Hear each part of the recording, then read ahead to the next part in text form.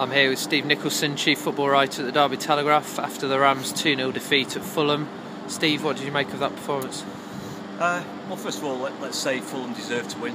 Absolutely no arguments about that. Actually could have scored more than 2 goals in the end. Substitute came on and hit the woodwork.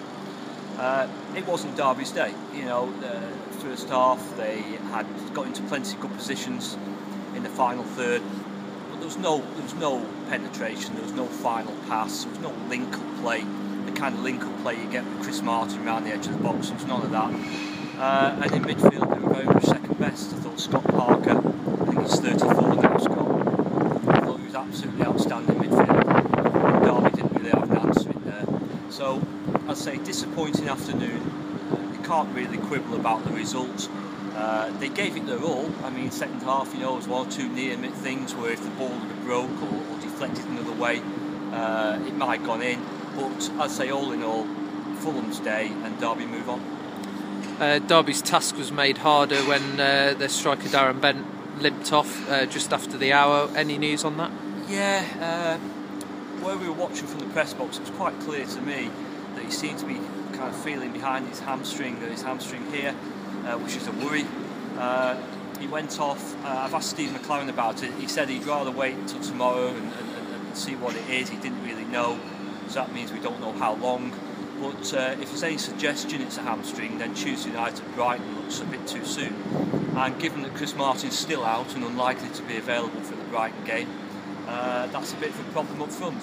So not a great day there.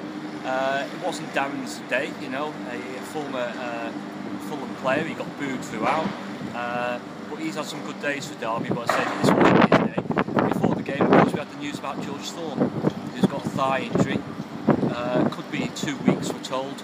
And again, Derby missed him. You know, again in midfield, it was interesting to see if he'd have provided that presence that wasn't there. Despite the defeat, Derby remain top of the table by 2 points, as quite a few other results went their way.